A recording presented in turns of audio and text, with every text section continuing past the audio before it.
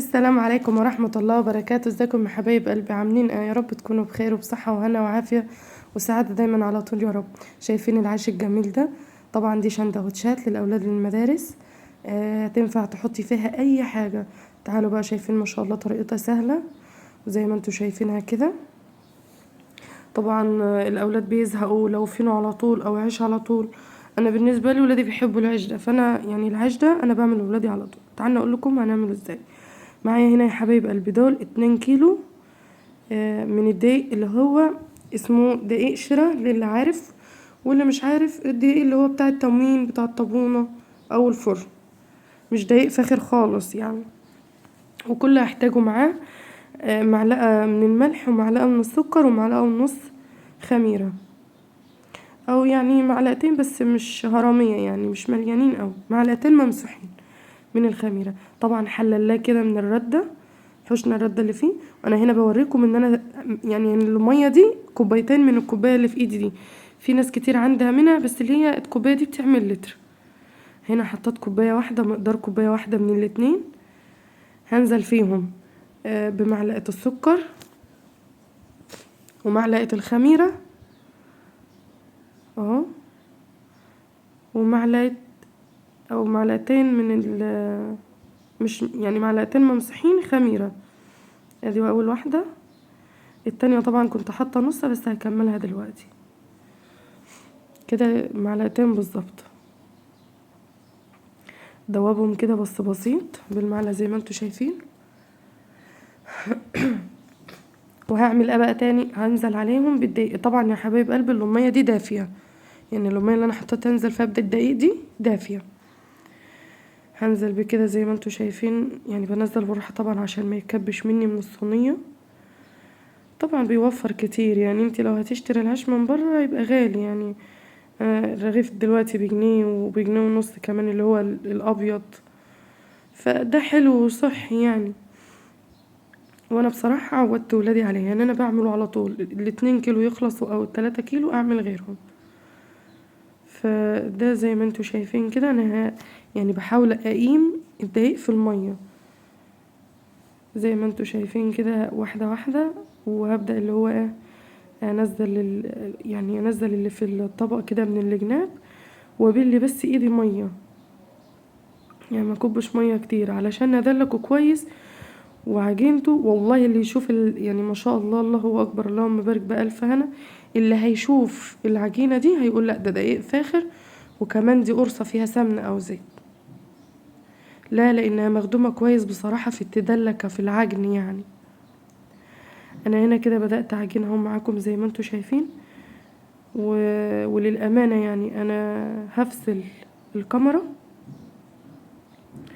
ومش هضيف اي حاجة طبعا. يعني انا بسمع ان في ناس بتحط بيكنج باودر واللي هو كربونات الصوديوم مش عارفه ايه، عشان يفتح العيش من جوه ويبقى منفخ والكلام ده. لا خالص، ما حطتش اي حاجه. هو زي ما انتوا، احنا عجيننا احنا بتاعنا احنا بيبقى نفس ده كده، بس بطريه شويه. عجينته بتبقى طريه شويه عندي ده طبعا عشان بعمله على ايدي كده، ما ينفعش ان انا اطري. التاني بنرحه على المطرح او نشطحه زي ما انتوا شايفين كده. انا هنا بقى هخلص حبة المية اللي فيه دي واديه بقى لحد هيكملوا. يعني اللي قاعد معايا هيكملوا، وبعد كده انا هرجع لكم تاني، لان الامانة مش قادرة اكمل عليه بصراحة. زي ما انتم شايفين كده ما شاء الله، شايفين العجينة عاملة ازاي؟ بتلمع لمع كده وناعمة بطريقة يعني اللهم بارك بألف هنا، جميلة.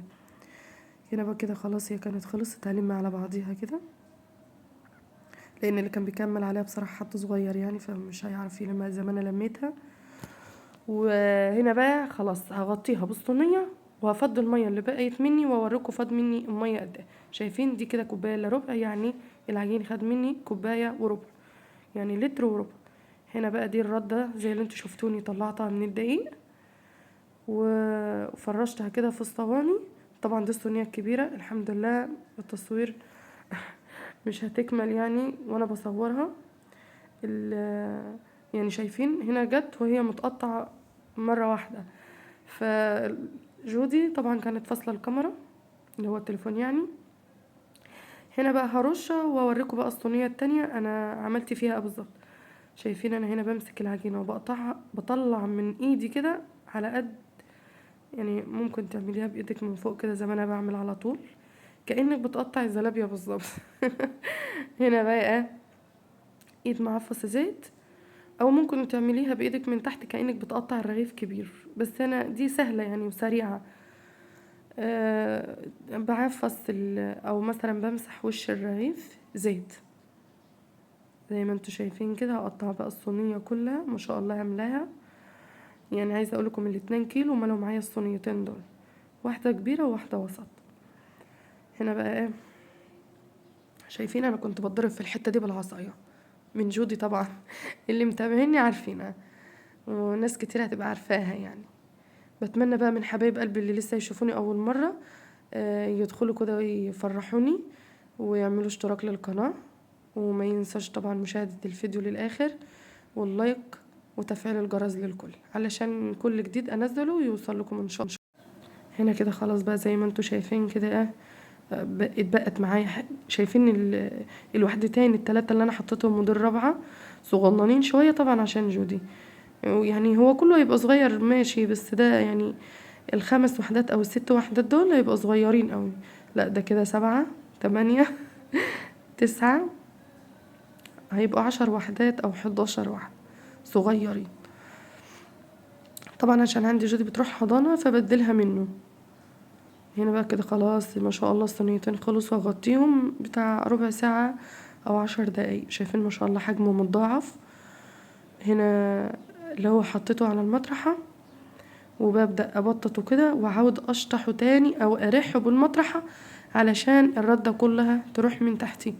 بس بصراحة اتخدل جامد يعني، واللي هو طبعا هتستنى الغاز لما رغيف يتعمل ومش مستاهل يعني، بتحطي ده جنب ده وده جنب ده فعلا، بس برضو وقت لما بتبططيه كده وبترجعي ترحي تاني اهو بنفس الطريقة. لا انا بصراحة بقى في فكرة حلوة قوي انا بعملها، بس انا حابة اوريكم الطريقة دي الاول لو انها صعبة شوي. في حاجة بقى تانية عملتها احسن من كده. اجيب المطرحة الكبيرة، شايفين هنا الفرن فاضي خالص يعني مفيهوش الا الرغيفين دول، وهحط التالت. طيب ماشي وانا علقة؟ لا انا في حاجة بقى احسن من كده هعملها. زي يعني انا هنا كده لسه ما بدأتش فيها يعتبر يعني. هنا اطلع دولة كده وخلاص يعني مش هكمل يعني. شايفين انا ايدي هنا عملت ايه. انا واقف بقى دلوقتي الفيديو هيقف وهبدأ لكم واوريكم من بداية ما عملت اللي هو الفكرة اللي هي انجزت معاك. مفيش 10 دقايق هتكوني مخلصة كل الكمية اللي انتي عاملاها حتى لو كانت قد ماشي يا حبايب قلبي. تعالوا بقى انا اوريكم الفكرة الحلوة دي. هي هي دي بقى يا حبايب قلبي الفكرة اللي انا بقول لكم عليها. طبعا انا كنت خلصت الصينية بس رجعت لكم بقى في الاخر هوريكم لسه في صينية تانية طبعا عشان ما اطولش عليكم الفيديو. زي ما انتم شايفين جبت المطرحة الكبيرة اللي احنا بنخبز عليها وبدأت اللي هو احط واحد يعني اعمل واحد واحد على المطرحة، بس ما كملتهوش اللي هو مش بشطح الرغيف على المطرحة. يعني انا هلغي المطرحة الصغيرة دي خالص دلوقتي. انا هنا بس كنت خلاص بقى اللي هو هخلص على دول وخلاص، لان لقيته بصراحة خدلة كبيرة يعني اللي هو بعمله على ايدي كده على طول واحطه في الفرن. شايفين ما شاء الله كمية مع بعضيها يعني، دول كانوا حوالي 7 ترغفة بس. لا وشايفين ما شاء الله منفوخ ازاي يا حبايب قلبي. شايفين بألف هنا اللهم بارك يعني اللهم صل على النبي. جميل يعني بصراحة وحاجة حلوة للعيال ومغذية على فكرة هتفيدهم وصحي احسن من الفينو كمان. يعني انا بعمل الفينو بس مش كتير يعني، اكتر حاجة بعملها العيش بصراحة، بس كل شهر مرة كده اللي هو لما اعمل لهم الفينو يعني. شايفين هنا بقى عملت لغاية المطرح الصغيرة خالص وشايفين ما شاء الله يعني دول 8 يعني مطرحة عليها 8. هبطط بايدي كده 8 واروح حطاهم بس بايدي على طول يعني. هنا بقى هرميهم في الفرن او هدخلهم الفرن زي ما انتوا شايفين كده. طبعا انا عندي برد معلش فهتلاقوا صوتي متغير شوية اهو. شايفين ما شاء الله حطيتهم مع بعض وبرضه هيطلعوا مع بعض. تعالوا هنا بقى اوريكم بوضوح بالظبط انا بعمل ازاي. اه يعني ببططه كده وهو راقد مكانه في الصينية على الردة، وبعد كده بشيله على ايدي وبططه رايح جاي. يعني انا افتكر زمان وانا صغيرة كانت ستي وامي ومرات عمي يعني في البيت، يعني بيت عيلة طبعا، فكانوا بيقعدوا القرص يعني اللي هي الفلاحي كانوا بيعملوها كده على ايديهم زمان، زي نفس الطريقة اللي انا بعمل بيها العيش دي كده. فشايفين يعني انتوا هتلاقوني احط كمية على المطرح. طب يعني دي طلعت انجاز ولا لأ؟ ما شاء الله حاجة على طول يعني سريعة وما تاخدش وقت. اه هي دقيقة واحدة وتطلعيهم كلهم تاني. شايفين ما شاء الله الكمية اللي انا عملتها هناك قد ايه، وهنا الكمية دي هتيجي على مرتين. يعني انا حطيت برضو 8 اهو. انا مش عارفة هنا الكاميرا بقت سريعة كده ليه. طبعا عشان وقت الفيديو حبايب قلبي، ما تنسانيش بقى باللايك والكومنتات الحلوة بتاعتكم هنا، وتكملوا اهم حاجة الفيديو للاخر يا حبايبي، عشان طبعا الفيديو لو فتحته وقفلته مش بتتحسب مشاهدة خالص. شايفين ما شاء الله هنا كده كانت اخر بقى واحدة. الحمد لله يعني قربنا نخلص. تقريبا ده كانوا 6 بس. ايوه احطهم برضو في الفرن، لا كانوا 7 تقريبا. ايوه 7. هنا بقى كده خلاص الحمد لله دي كانت اخر حاجة. وعلى فكرة اللي مش منفوخ في العيش ده بتشقيه بالسكينة، اللي هو جاش سندوتشات يعني بتشقيها، فكانت بتتنفخ بصراحة يعني بتتفتح اقصد، بتتفتح على طول. شايفين ما شاء الله بقى عامل ازاي في الصينية. والله يعني حجم القرصة شكله جميل، العيل يعرف يمسكه في ايده طبعا. خصوصا ان انا ولادي لسه ابتدائي يعني. شايفين ما شاء الله عامل ازاي. بألف انا بتمنى ان انتوا بقى تجربوه كده واللي جربوا يقول لي. شايفين ما شاء الله عامل ازاي.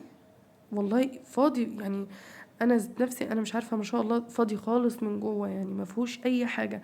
هتشوفوا دلوقتي انا هشقه كل يعني هفتح العيش ده كله معاكم دلوقتي وهتشوفوه يعني اللي هو ايه، هتعرفوا ان هو فعلا حاجه جميله يعني. يا رب الفيديو ينال اعجابكم يا حبايب قلبي. كده بقى خلاص اللي هو هبدأ ان انا افتحه يعني، وبفتحه اللي هو يبقى وبشيله بعبيه برصه صفوف جنب بعضيها واعبيه في اكياس واحطه في الفريزر. يعني اللي هو وبطلع بقى منه على الرخامة عبل ما يلبسه يكون فك خالص كأني لسه خبزة. لا بسخن ولا بعمل فيه اي حاجة لانه بصراحة بيبقى كله طراوة.